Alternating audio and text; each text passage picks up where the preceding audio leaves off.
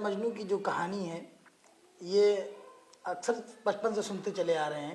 کیا یہ حقیقت پر مبنی ہے؟ تاریخ میں اس کا پختہ ثبوت ملتا ہے یا یہ سنی سنائی یہ کہانی ہے؟ یہ لیلا مجنو کی کہانی میں اختلاف ہے اس کے وقت میں کہ یہ کب واقع ہوا، یہ معاملہ لیلا مجنو کا جو تھا یہ کب کا ہے اس کے بارے میں، لیکن یہ آقا علیہ الصلوۃ والسلام کے دور کے قریب کا ہے۔ آقا علیہ السلام کے دور میں رہا، یعنی کہ زمانہ رہا تقریباً، یا اس سے پہلے دور تقریباً وہی تھا جس کو زمانے جاہلیت کہا جاتا ہے۔ واقعہ یہ کہ ایک عربی ایک ملک تھا، اس ملک کے اندر ایک شخص رہتا تھا جس کا نام تھا قیس۔ قیس نامی وہ شخص تھا، اور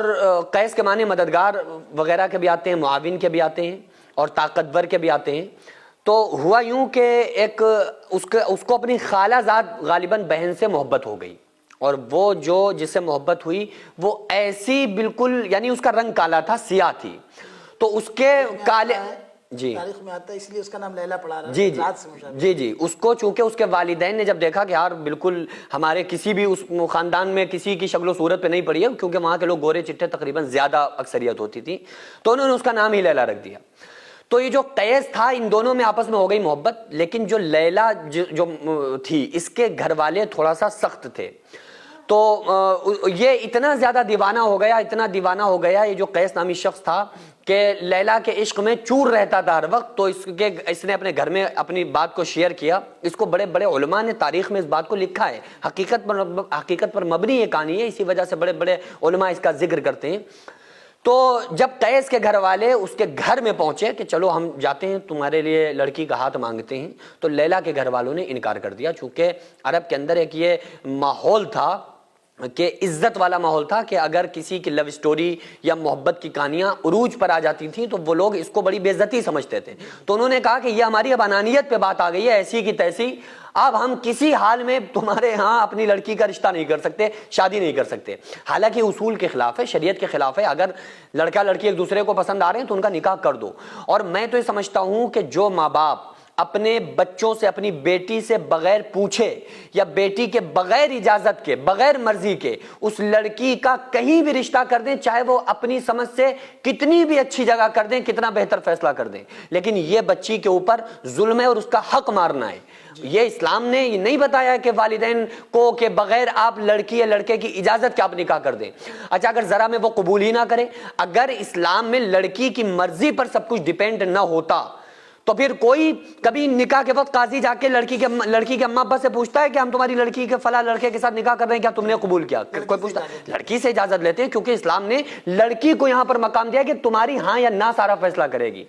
تو اس لیے یہ نہیں کہ یار ہم بڑے شرم والے، ٹھیک ہے اچھی بات ہے، شرم و حیا ہونی چاہیے، لیکن یہ شرم و حیا اگر آپ پہلے دکھاتے نا کہ ہماری بچی کو کسی سے محبت نہ ہو جائے، ہماری بچی کسی کے پھندے میں نہ پھنس جائے، ہم بچی کو موبائل نہ دیں، یہ محبت اور سمجھ آپ پہلے دکھاتے،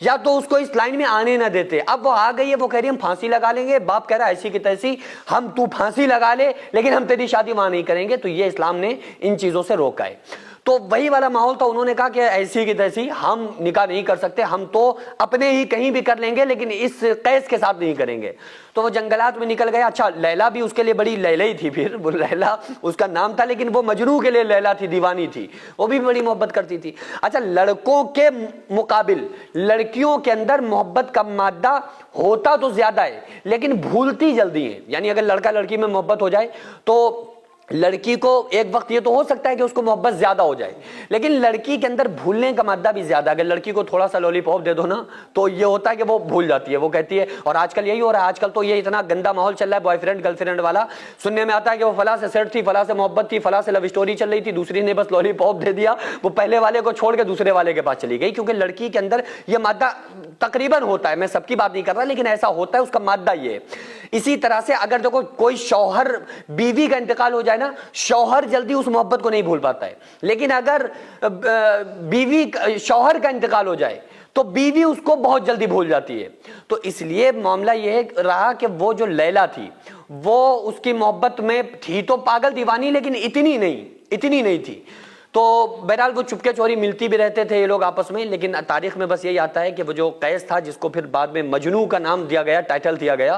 تو یہ مجنو صاحب جو تھے وہ کھیتوں میں، کھلیانوں میں، باغوں میں ادھر ادھر جا کے کہیں نہ کہیں جا کے وہ اپنے نکل لیے اور وہ دنیا سے رخصت ہو گئے. یعنی کہ انہوں نے اپنی زندگی کا بہت سارا حصہ ایک ایسی محبت کے نام کر دیا جس محبت کا کوئی فائدہ ہی نہیں ملا نہ دنیا میں نہ آخرت میں. بس وہ قصے کہانیوں میں اور جو لورز ہیں ان کی سٹوری میں بس ملتا ہے, انہیں اس کا کوئی فائدہ نہیں ملا آج تک. اور اگر وہی عشق کا ایک ٹکڑا اللہ سے ہو جاتا تو اللہ تعالیٰ دنیا اور آخرت بہرحال دونوں سنوار دیتا, میں یہ سمجھتا ہوں. کافی لمبی تاریخ ہے اور اس کے آخر کار میں یہ پوچھنا چاہتا ہوں کیا لاسٹ میں ان لوگوں کی شادی بھی ہوئی تھی لیلا مجنون؟ نہیں, شادی نہیں ہو پائی تھی, گھر والوں نے ہونے نہیں دی نا. اس ٹائم موبائل کا تو دور تھا نہیں, نہ کورٹ میرج تھے کہ چلو نکل لو پتلی گلی سے کر لیں, یہ والا ماحول نہیں تھا. وہ عرب کا بڑا پرانا ماحول تھا,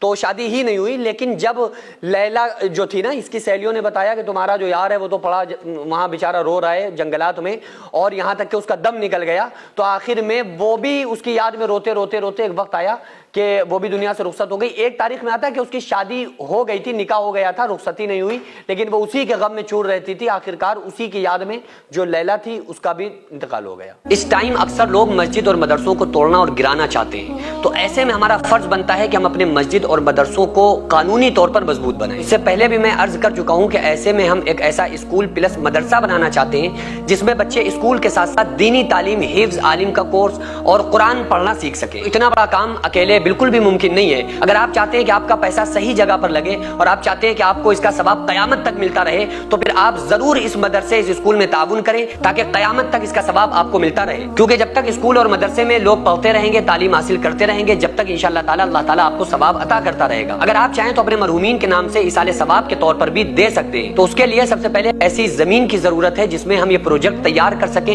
جو قانونی طور پر مضبوط مانا جائے. تو اس لیے آپ لوگ کوشش کریں کہ زیادہ سے زیادہ تعاون کریں اور بار بار تعاون کرتے رہیں تاکہ ہم اپنے اس نیک مقصد میں کامیاب ہو سکیں. یہ کوئی فراڈ نہیں ہے, دھوکہ نہیں ہے. آپ چاہیں تو آپ آ کر خود یہاں پر وزٹ کر سکتے ہیں, آ کر دیکھ سکتے ہیں کہ الحمدللہ کس طرح سے یہاں پر کام ہوتے ہیں, کس طرح سے دینی کام, ملی کام, قوم کے کام, سماجی کام ہوتے ہیں. خود آ کر آپ وزٹ کر کے اپنی آنکھوں سے دیکھ سکتے ہیں. تو اسکرین پر جو آغازیہ ویلفیئر سوسائٹی کا اکاؤنٹ نمبر اور اسکینر نظر آ رہا ہے, اس پر آپ زیادہ سے زیادہ تعاون ضرور کریں.